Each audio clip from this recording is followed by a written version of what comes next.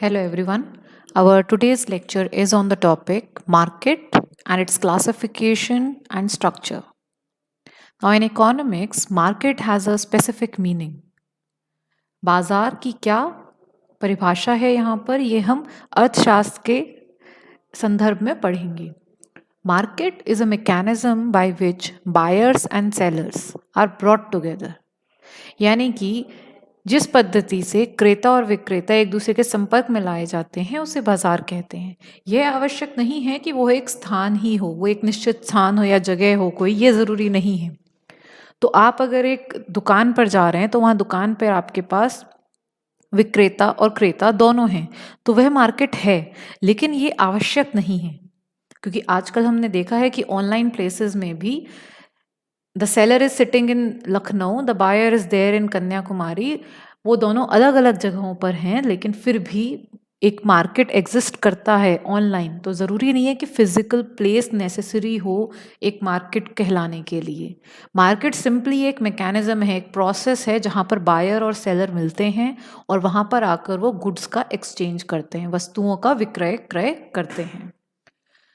सो बाजार वह पद्धति है जिसके द्वारा विक्रेता और क्रेता एक दूसरे के संपर्क में लाए जाते हैं और इसका एक निश्चित स्थान होना आवश्यक नहीं है. तो फिर आवश्यक क्या है? We talk about the main features of market. बाजार की मुख्य विशेषताएं क्या हैं, क्या चीज़ें ज़रूरी हैं जिससे कि हम कहें कि हाँ ये चीज़ मार्केट कहला सकती है, ये बाजार है. उसके लिए 5 मुख्य बातें ज़रूरी हैं. First important point is an area. Economics का ये एक ट्रेडिशनल डेफिनेशन है कि ज़रूरी नहीं है कि मार्केट एक फिक्स प्लेस पर ही हो. एक बहुत बड़ा सा एरिया, एक बहुत बड़ा रीजन भी आपका मार्केट कहला सकता है. So it is a whole region where sellers and buyers of a product are spread. तो अगर हम कहते हैं कि पूरे इंडिया में हमारा किसी प्रोडक्ट का मार्केट है, तो हमारा कहने का मतलब क्या है कि मान लो हम बात कर रहे हैं अमूल दूध की.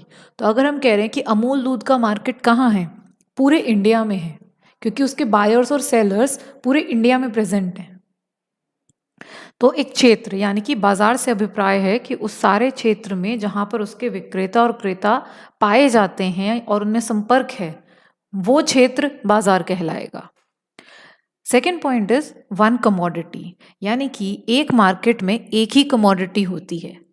कहने का मतलब क्या है कि हमारे पास गेहूं का मार्केट है, हमारे पास कपड़ों का मार्केट है, हमारे पास फोन्स, मोबाइल फोन्स का मार्केट है, कंप्यूटर्स का मार्केट है. That means there is a separate market for every commodity. हर वस्तु का एक अलग बाजार होता है. गेहूं का बाजार, चीनी का बाजार, फोन्स का बाजार, टीवी का बाजार, ज्वेलरी एट्सेट्रा.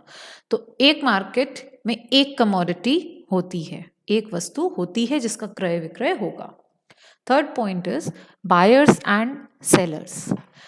एक बाजार बनेगा ही किन लोगों से? बायर्स और सेलर्स से. अगर बायर सेलर ही नहीं होंगे तो वो तो बाजार कहला ही नहीं सकता. बाजार क्या है? जहाँ पे खरीद बेच हो रही है.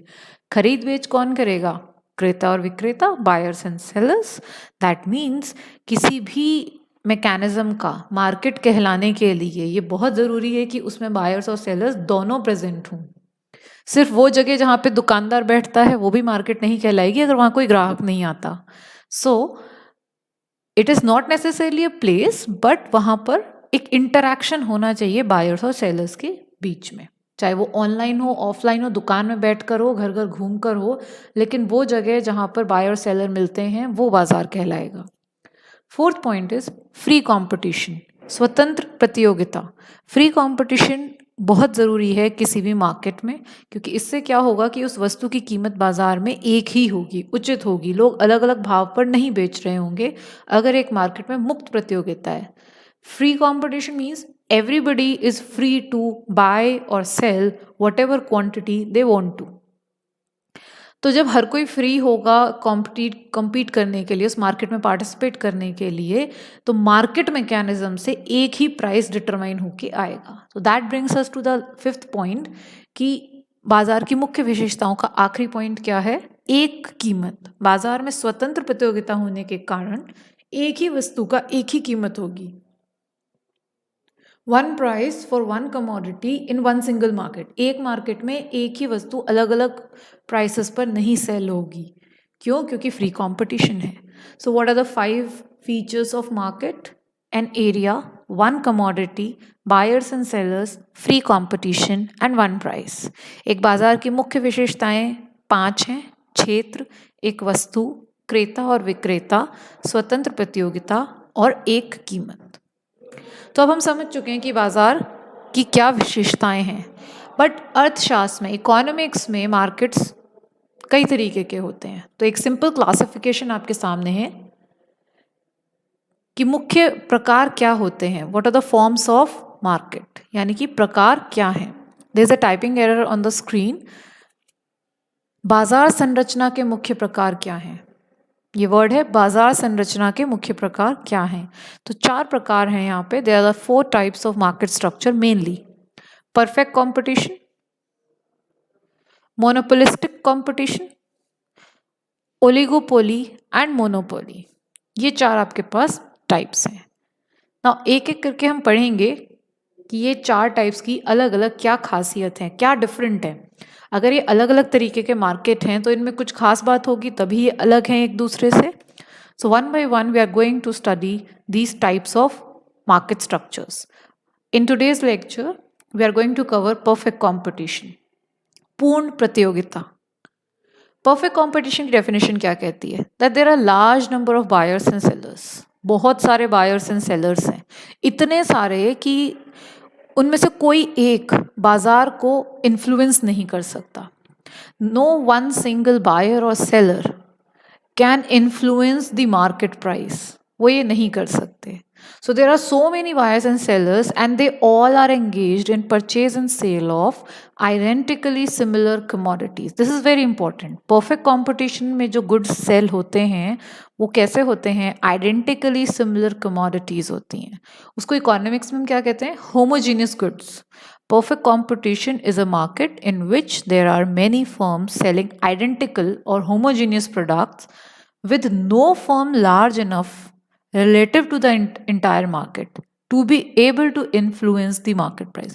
यानी कि कोई एक फर्म इतनी बड़ी नहीं होती कि वो मार्केट को प्रभावित कर सके। तो पूर्ण प्रतियोगिता बाजार क्या है? वह स्थिति जिसमें एक समान वस्तु के बहुत सारे क्रेता और विक्रेता होते हैं, अनगिनत, और ये विक्रेता और क्रेताओं की संख्या इतनी बड़ी होती है कि एक व्यक्ति बाजार की कीमत को प्रभावित करने की क्षमता नहीं रखता। तो हम क्या कहते हैं? पूर्ण प्रतियोगिता है, सब कम्पीट कर रहे हैं, कोई बड़ा कोई छोटा नहीं है, कोई मार्केट में प्राइस को इफेक्ट नहीं कर सकता, सब कम्पीट कर रहे हैं, सबके बीच में प्रतियोगिता है। तो ये क्या है? पूर्ण प्रतियोगिता, यानी कि perfect competition. There are 8 features of perfect competition. First is large number of buyers and sellers. हमने अभी पढ़ा कि एक परफेक्ट कॉम्पिटिटिव मार्केट में लार्ज नंबर यानी कि अनगिनत बायर्स और सेलर्स होते हैं, बहुत बड़ा मार्केट होता है ये एक। इस मार्केट में कौन से प्रोडक्ट सेल होते हैं? Homogeneous products. इनको हम क्या कहते हैं? समरूप उत्पादन। समरूप उत्पादन मतलब एक समान वस्तुएं, एक जैसी दिखने वाली चीजें। अगर आप मार्केट में जा रहे हो तो हर दुकानदार अगर गाजर बेच रहा है तो वो गाजर सारी ही एक सी ही होंगी। वो ऐसा नहीं है कि कोई विदेशी गाजर बेच रहा है और कोई इंडियन ब्रीड की गाजर बेच रहा है, फिर वो मार्केट अलग हो जाएगा। अगर हम एक मार्केट की बात कर रहे हैं तो उसमें एक ही तरीके की चीजें सेल हो रही हैं, तो होमोजेनियस प्रोडक्ट है। 3 free entry and exit of exit conditions, यानी कि स्वतंत्र प्रवेश एवं बहिर्मानी। यानी कि ये जो बायर्स एंड सेलर्स हैं मार्केट में, ये जब चाहे मार्केट में एंट्री कर सकते हैं, जब चाहे मार्केट से निकल सकते हैं। अगर कोई सेलर आज मार्केट में एंटर किया है, उसने 1 महीना 2 महीना अपना बिजनेस वहाँ पे किया खरीद बेच का, उसके बाद अगर वो चाहता है तो वो जब चाहे मार्केट छोड़ के जा सकता है। इस पर कोई रेस्ट्रिक्शन नहीं है। एंट्री और exit of buyers and sellers पे कोई रेस्ट्रिक्शन नहीं है। कानून ये नहीं कहता कि आप आज अगर मार्केट में आए हैं तो आप 1 साल से पहले छोड़ कर नहीं जा सकते। There is no such restriction. स्वतंत्र प्रवेश एवं बहिर्गमन होता है, यानी कि दीर्घ काल में उद्योग में अतिरिक्त फर्मों के प्रवेश अथवा निकास पर कोई प्रतिबंध नहीं होता है। और शॉर्ट टर्म में एक ही मार्केट में जितनी भी फर्म हैं वो कभी भी प्रवेश पा सकती हैं और कभी भी छोड़कर जा सकती हैं। So that's a third important feature. अब इन कारणों से क्या होता है? Free entry exit, large number of buyers and sellers और होमोजेनियस प्रोडक्ट होने की वजह से क्या होता है? Firm is a price taker. हमने अभी पढ़ा कि large number of buyers and sellers हैं, इतने सारे हैं कि कोई एक इतना बड़ा नहीं है जो प्राइस को डिटरमाइन करे, कोई प्राइस मेकर नहीं है, वो प्राइस डिसाइड नहीं कर सकता। हर फर्म क्या है यहाँ पे, प्राइस टेकर है। जो बाजार ने भाव निर्धारित किया है आपको उसे एक्सेप्ट करना पड़ेगा। मार्केट में डिमांड सप्लाई से जो प्राइस डिटरमाइन हो रहा है वो आप फर्म को एक्सेप्ट करना पड़ेगा। तो क्रेता क्या है, कीमत ग्रहण करता है, प्राइस टेकर है, वो प्राइस मेकर नहीं है।